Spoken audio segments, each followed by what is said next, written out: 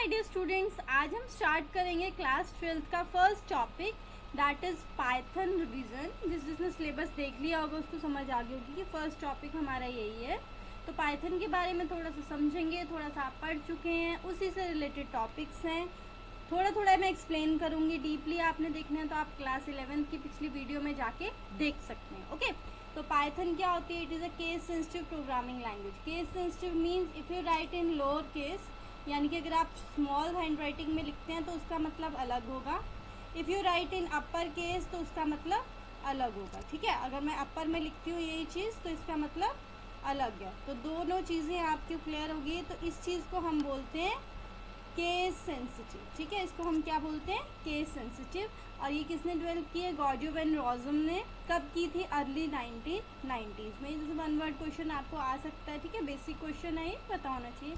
अब हम यहाँ पे आज जो रिवीजन में सबसे पहला टॉपिक पढ़ेंगे दैट इज टोकन्स। टोकन्स क्योंकि बहुत इंपॉर्टेंट टॉपिक है, बहुत ज़्यादा यूज़ होता है ये प्रोग्रामिंग में, और छोटा सा पार्ट है। ठीक है, it is the smallest individual unit. ये क्या है? एक स्मॉलेस्ट इंडिविजुअल यूनिट है जिसको हम क्या बोलते हैं? टोकन बोलते हैं, या इसका अलग नाम क्या है? Lexical unit. ठीक है, और नाम क्या है इसका? Lexical unit. ये भी आपको एक क्वेश्चन आ सकता है, व्हाट इज लेक्सिकल यूनिट। कई बच्चे कंफ्यूज हो जाते हैं, टोकन का पता होता है, लेक्सिकल यूनिट का नहीं पता होता है। ठीक है, तो ये भी आपने ध्यान से करना है।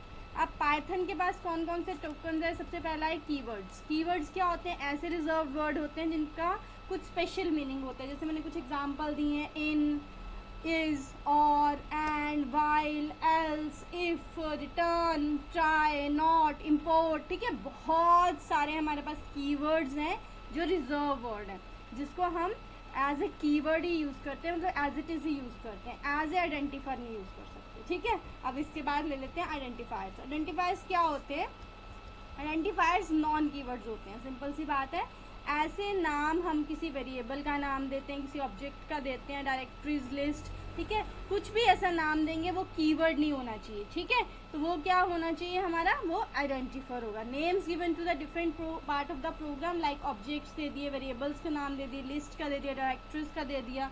ठीक है, तो वेरिएबल नेम क्या होता है? हमेशा उसमें क्या आते हैं? हमेशा लेटर्स आते हैं। ओके, और क्या यूज़ करते हैं हम इसमें? नंबर्स यूज़ करते हैं, या हम अंडरस्कोर्स यूज़ कर सकते हैं। ठीक है, कभी भी इसको नंबर से शुरू नहीं करेंगे, हमेशा किससे शुरू करेंगे? लेटर से शुरू करेंगे। ये चीज़ आपने ध्यान में रखनी है। तो कीवर्ड्स और आइडेंटिफायर्स क्लियर हो गया होगा। नेक्स्ट लेते हैं लिटरल्स। लिटरल्स क्या होते हैं? जिनकी एक वैल्यू होती है जो फिक्स रहती है और कांस्टेंट रहती है। ठीक है, लिटरल की वैल्यू क्या रहेगी? फिक्स रहेगी और कांस्टेंट रहेगी। तो अब हमारे पास टू टाइप की लिटरल्स हैं। सबसे पहला हमारा है स्ट्रिंग लिटरल्स। स्ट्रिंग का क्या मतलब है? आपके लेटर्स। जैसे मैंने ये लेटर्स को बना के एक वर्ड बना दिया तो ये मेरा क्या बन गया? एक स्ट्रिंग बन गया। ठीक है, अब स्ट्रिंग डिफरेंट डिफरेंट टाइप के रहेंगे। एक रहेगा आपका सिंगल लाइन स्ट्रिंग, एक दूसरा रहेगा आपका मल्टी लाइन स्ट्रिंग। ठीक है, टू टाइप के हमारे स्ट्रिंग लिटरल्स हैं। सबसे पहले है मेरा सिंगल लाइन स्ट्रिंग। ठीक है, जो हम किस में डालते हैं? Always enclosed in double quotes. ये चीज़ें ध्यान में रखनी है, always enclosed in double quotes, क्योंकि स्ट्रिंग आपको पता है वैसे ही प्रोग्रामिंग लैंग्वेज में हमेशा डबल कोट्स में आता है। देन मल्टी लाइन स्ट्रिंग में क्या यूज़ करते हैं? हम बैक स्लैश यूज़ करते हैं। बैक स्लैश यूज़ करेंगे और इसको हम मल्टी लाइन में यूज़ कर लेंगे। ठीक है, जैसे मैंने अगर हेलो वर्ल्ड का प्रोग्राम, आपका सबसे इजी प्रोग्राम होता है, सबसे पहले हम वही करते हैं। तो हेलो वर्ल्ड अगर मैंने एक ही लाइन में लिख दिया तो वो क्या आ गया हमारा? Single line string. ठीक है, अगर उसको मैंने हेलो को एक लाइन में लिखा और बैक स्लैश लगा के वर्ल्ड को अगली लाइन में लिखा है तो मेरा क्या आ गया? वो मल्टी लाइन स्ट्रिंग। ठीक है, और अगर आप 3 कॉमाज यानी कि ट्रिपल इन्वर्टेड कॉमा यूज़ कर रहे हैं तो आपको बैक स्लैश की नीड नहीं है। ठीक है, क्लियर हो गया। तो लिटरल्स में हमने सिंगल लाइन स्ट्रिंग की है, मल्टी लाइन स्ट्रिंग की है। मल्टी लाइन में दो टाइप आता है, one is double inverted comma and back slash, second one is triple inverted comma, जहाँ पे हमें बैक स्लैश की ज़रूरत नहीं पड़ती। क्लियर हो गया। नेक्स्ट लेते हैं सेकेंड आते हैं हमारे न्यूमेरिक लिटरल्स। न्यूमेरिक लिटरल्स में आपको पता है नंबर की टाइप में सारी चीज़ें आएंगी। अब न्यूमेरिक में सबसे पहले क्या आते हैं? सबसे पहले नंबर्स हम यूज़ करते हैं इंटीजर्स। अब इंटीजर्स में क्या क्या हो सकता है आप देख सकते हैं। पॉजिटिव नंबर्स हो जाएंगे, नेगेटिव नंबर्स हो जाएंगे। ठीक है, इसमें बेसिक नंबर और जो हम यूज़ करते हैं that is decimal numbers, octal number, hexadecimal numbers. ठीक है, आप सब ने ये पढ़ा होगा डेसिमल क्या होते हैं, हमने पिछली क्लास में ये बहुत अच्छे से किया है। डेसिमल नंबर कौन से होते हैं, ऑक्टल कौन से होते हैं, हेक्साडेसिमल कौन से होते हैं। प्रॉपरली हमने इसको एक्सप्लेन करके पढ़ा था। ओके, तो ये सब चीज़ें हमारी न्यूमेरिक लिटरल्स में आती हैं। फ्लोटिंग पॉइंट्स आते हैं। कॉम्प्लेक्स नंबर्स कौन से होंगे? जहाँ पे रियल और इमेजिनरी दो नंबर का कॉम्बिनेशन होगा। रियल और इमेजिनरी नंबर आपने पढ़ा है कैसे, ए ले लिया मैंने कोई रियल नंबर, ठीक है, कोई इमेजिनरी नंबर ले लिया जिसमें रूट्स वगैरह आ गए, ठीक है, तो इस टाइप के नंबर्स आपके कॉम्प्लेक्स नंबर रहते हैं। देन आपके बुलियन लिटरल्स रहते हैं जिसमें क्या रहता है, आपके येस नो वैल्यू होती है, ट्रू फॉल्स वैल्यू होती है। देन एक आपका स्पेशल लिटरल आता है जिसको हम बोलते हैं नन, ठीक है, एक स्पेशल लिटरल आता है जिसका नाम क्या है, नन। ओके, क्लियर हो गया। सेकेंड हमारी है न्यूमेरिक लिटरल्स।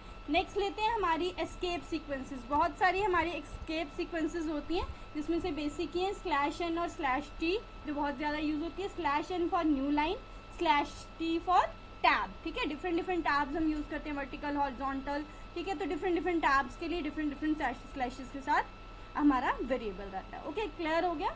तो ये हमारे सारे किस में आ रहे हैं, लिटरल्स में आ रहे हैं, जिसमें हमने स्ट्रिंग लिटरल्स किए और न्यूमेरिक लिटरल्स किए। ओके, नेक्स्ट हमारा टोकन क्या है? Next token is operator.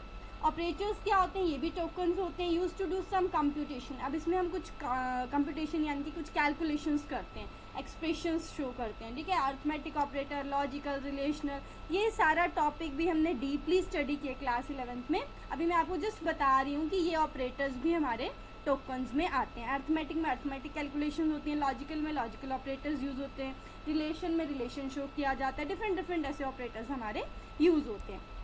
Next is पंचुएटर्स, जिनके बिना प्रोग्राम बिल्कुल अधूरा है, ठीक है, बहुत इंपॉर्टेंट है ये पंचुएटर्स। ये ऐसे सिंबल्स होते हैं जो हम हमेशा यूज़ करते हैं, ठीक है, जो हमारी प्रोग्रामिंग लैंग्वेज में बहुत इंपॉर्टेंट है, कंप्लीट करते हैं सेंटेंस को, कमांड को कंप्लीट करते हैं। जैसे इन्वर्टेड कॉमा बताया मैंने आपको। देन हैश हम किसके लिए यूज़ करते हैं? कमेंट्स के लिए यूज़ करते हैं। स्लैश का भी मैंने आपको बताया, ब्रैकेट्स यूज़ करते हैं, ठीक है।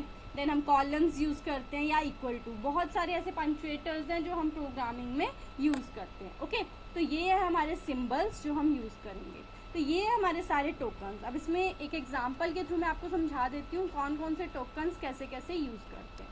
देखिए, एक मैंने एग्जांपल लिया, for x in range 1 to 10 and colon if a percentage 2 is double equals to 0 colon then print x, ठीक है। तो हेयर फॉर, इन, इफ, ठीक है, ये सारे क्या है हमारे कीवर्ड्स हैं, हमने ये पढ़ा अभी ऊपर।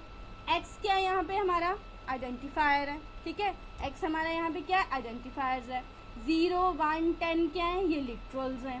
Then percentage and double equal to क्या है हमारा ऑपरेटर है, ठीक है। तो इस टाइप से हमने किया है, और कॉलन हमारा क्या है पंचुएटर, ठीक है। तो ये है हमारे पाइथन के टोकन्स, जो वैसे तो हम पिछली क्लास में भी कर चुके हैं, पर यहाँ पे आपकी रिवीजन हो रही है, तो इसको अच्छे से देखो, डीपली स्टडी करनी है तो आप पीछे कोई भी वीडियो जो 11th क्लास की इन टॉपिक्स की उठा के अच्छे से स्टडी कर सकते हो। ओके, और फिर भी कोई आपको डाउट रहता है तो आप कमेंट सेक्शन में कमेंट करके पूछ सकते हैं। Thank you.